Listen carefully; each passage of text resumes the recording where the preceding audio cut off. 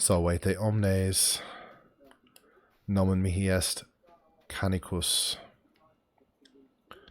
Thank you for joining me for this episode of the DDO free-to-play experiment.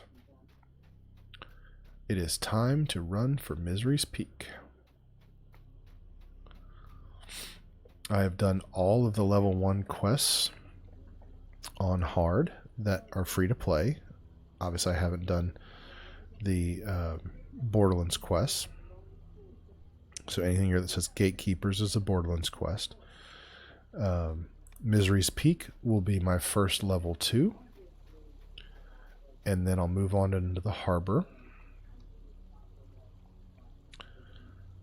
I'll probably start with the solo quest, Arachnophobia and the Miller's Goods. Maybe not. I may just take a clockwise run. I don't really know. I don't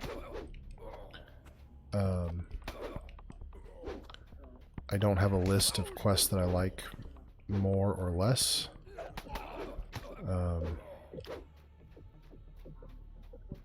I usually run. Let me go ahead and use some.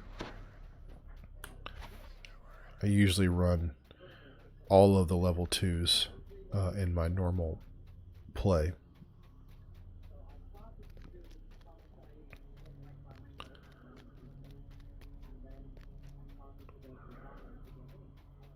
So I don't really have a list of, oh, well, you know, I'm going to do Baudry and skip Bringing the Light or something. I don't know. You know, I don't have anything. I am going to skip Stealthy Repossession.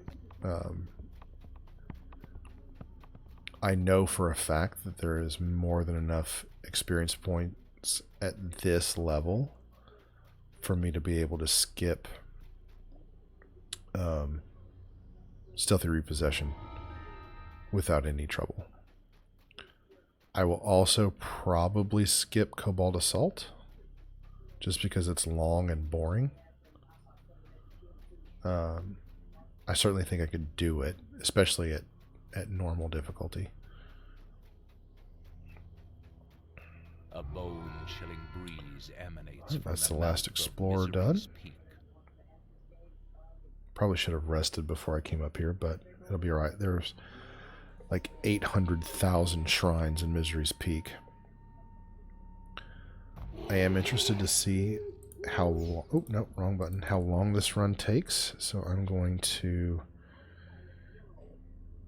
That was right at 3 minutes that I came into the quest. Now you might be looking at the time code and say, it was 3 minutes and 3 seconds or what, you know, whatever. But when I went and looked at the time, it was at 3 minutes. So that's what I'm going to go off of. I'm not doing a speed run per se. I'm just going to try and do it the way I normally do. I'll rest when I feel like resting and stuff like that. But I want to pay attention to how long it takes. All right. Let's go. I'm ready.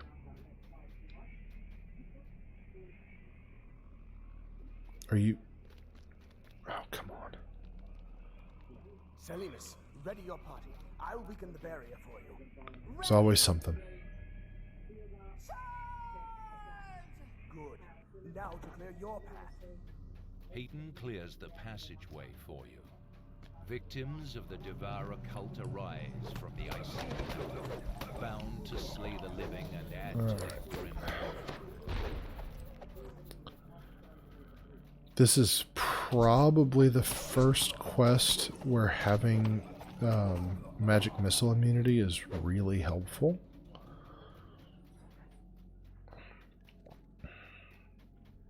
Here, see, I could rest here if I wanted to, but I really don't need to. Several humanoid figures surround a glowing pedestal. It is amazing how much more difficult Total Chaos is compared to Misery's Peak. Not that the Borderlands quests are horribly difficult, but just as an example, one of the things that I've been doing, because I'm insane and come up with overly complicated questions so that I can come up with overly complicated solutions to figure out the answer. I have been running some tests to see at what point is your AC high enough at level 1 to only get hit by critical hits. And so far I've been using the rats in Storehouse Secret and then in Treasure Hunt, and basically just, you know, having an AC of 8, which is the lowest possible I think that you can have, and going in and just letting them kill me and seeing, you know, like keeping track of the hits and misses and critical hits and things like that, because I'm crazy. The game even tells you, like you can see when you hover over it, it says my defense is 61% at this level, and the numbers that I've been seeing are not crazy off of that.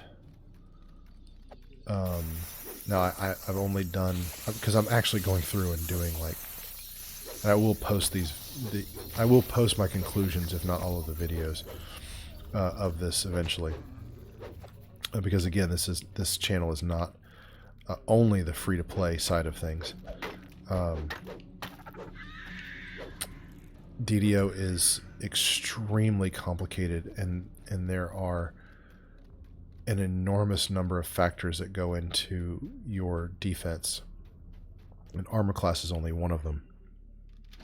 But, you know, at some point I will, that defense chance will say something close to 100%, if not 100%. And, you know, when it says that, I'm going to go in and see, you know, are they ever hitting me with anything that's not a critical hit? You know, and at that point, you're having an AC higher than that is going to be superfluous. And some of you may either know the answer to that question, or may know where someone else has already answered that question. And I have not seen that answer, and I kind of want to do this, right? I mean, sometimes scientists do experiments to confirm results that are already known or expected, and that's okay. It's a valid pursuit in science. I'm not saying I'm blazing new ground, but it is also conceivably possible that unintended consequences of updates and changes have meant that the numbers and math and stuff that are on the wiki are a little off. You know, I mean, that's possible. I don't think that's what I'm going to find, but you know.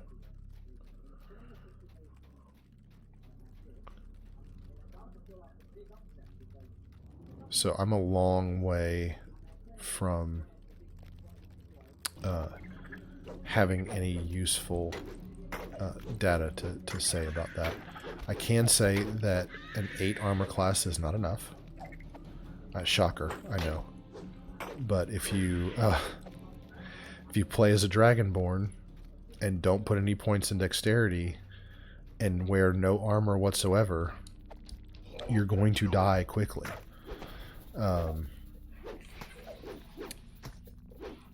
I was not able to complete Treasure Hunt with an AC of 8. Now I'm trying to use the same basic character build every time with the same weapon, and trying to keep as many factors as possible the same while I do that. It won't be perfect, but hopefully by the time I'm done, I will have a good idea of what is an excessive armor class at level 1, and then you know, I'll move on to level 2. And the reason that I'm doing this is I'm insane, and I can understand that,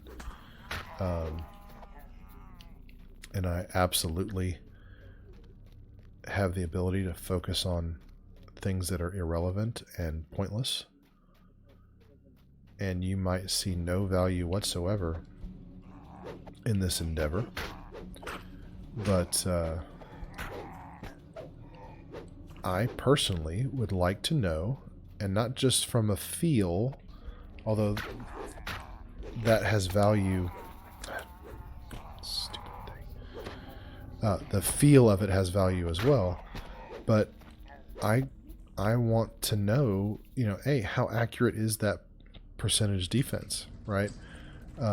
What is that taking into account? Is it taking into account physical resistance rating and magical resistance rating? Is it taking into account dodge chance, fortification? You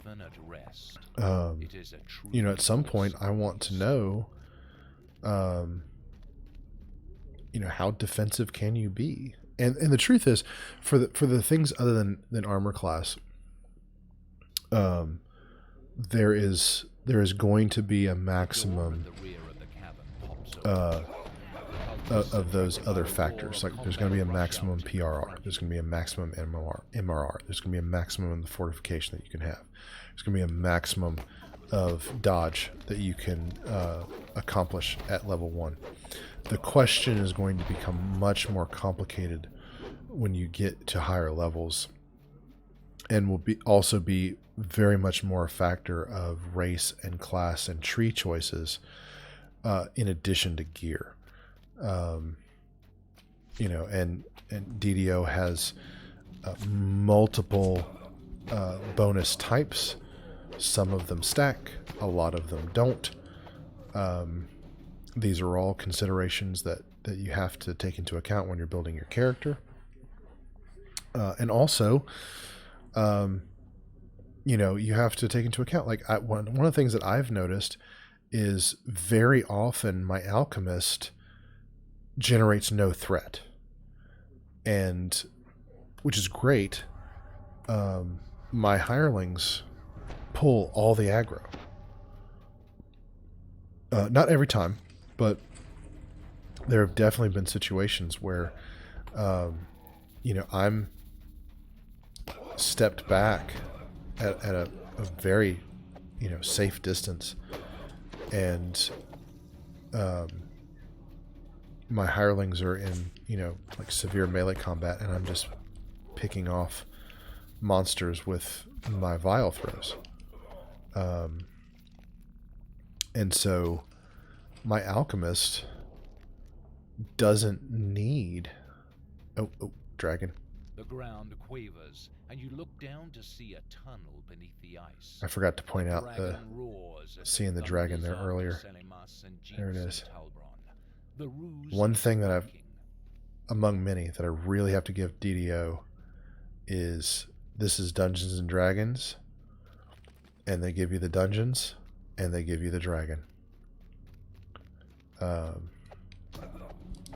Right there in the opening quest chain, you've got a dragon. Now, you don't get to fight this one, but you do get to fight. The first one that I've fought was, I think, in the quest Black and Blue at level 8 or something like that. I don't really remember. It's been a while. But you do get to fight dragons. Take out this. Got everybody? Yep. So anyway, back to defense. A signal crystal Your glows with power play as style, you engage your the first control lever. proximity to But danger where is the second?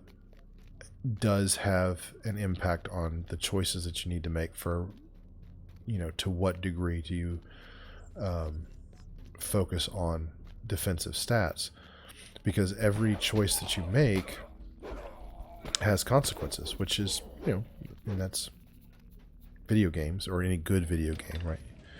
You decide to do one thing and that prevents you from doing something else. Like you games are best when you're required to make a choice, and those choices have consequences. Games where you get literally everything that you want at no cost to you, or without having to sacrifice other things that might also be valuable, are not fun in the end. Like, it seems like fun at the beginning because, oh, I just can have everything, but I think DDO's ability to give you meaningful choices in your character build is one of the reasons that it has lasted as long as it has. Even if those decisions can be frustrating, you know, organizing all of the different stats and stacking and non-stacking bonuses on your gear and getting everything that you want, and, you know, crafting what you can craft, but not every single possible enhancement is available on crafted gear. Some of it requires named gear, and some of it requires random gear, and so you can craft a lot of it but not all of it. And so it just so many choices, and, you know, I could wear this helmet but then I have a wasted bonus here, just like with that discarded ring that I got rid of. Like, it had wizardry of 10 and now I have wizardry of 19, and so I don't need that one. But do I need bluff? No. That's okay.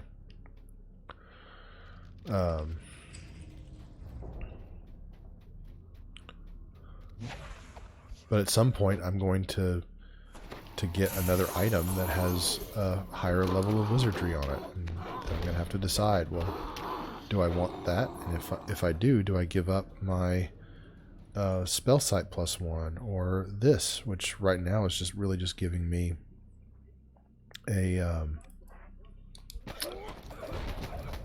bonus to my concentration, because it's not giving me as that ring is giving me all of my extra spell points.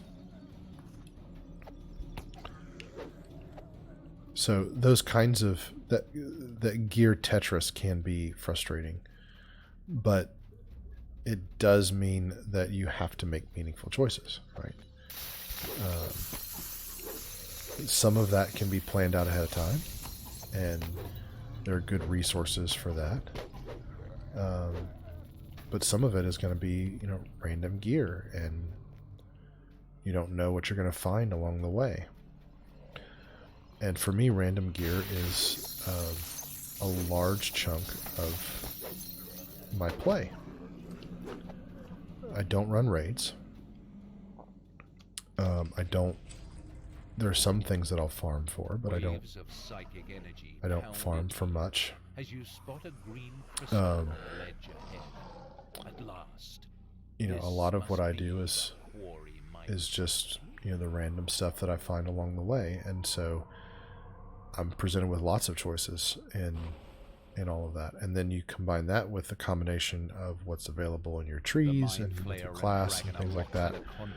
And this could be your chance to destroy the Mind Sunder. You know, I may not be able to test every single permutation of your defensive choices, but with all of the choices that are presented to you, at what point do you know this is high enough? This is a good amount of PRR at this level, playing at this difficulty, and things like that. Now, there are definitely people who play a lot and have a sense for that, and maybe a very well-informed sense They cheer for as you what return. is But destiny has greater plans for what you is enough. than just this small And I'm village. not doing all of this testing to say that they're wrong or anything like that, but I want to see the numbers, and I want to run the numbers, and I want to do that. So, I want to run these tests, even if I end up coming to the same conclusion that they do. Who knows? Maybe I find out that what the sort of general community says is high enough is not as high as people think, and it's not as effective as people think. Or maybe I find out that you can be significantly lower than that and still, have an effective amount of defense. I don't know. Okay, so we're about to head into the harbor. I'm not sure what I'm going to do first. I think I really don't know. So I will see you next time in the harbor. Gratias vobis ago. Thank you so much for watching. Please like and subscribe. Leave me a comment with telling me how crazy I am for rambling on about AC and stuff when all of that has been perfectly well known in the DDO community for years, and I'm just an idiot for not picking up on it. Just be nice about it, please. Si valetis, ego valeo valete.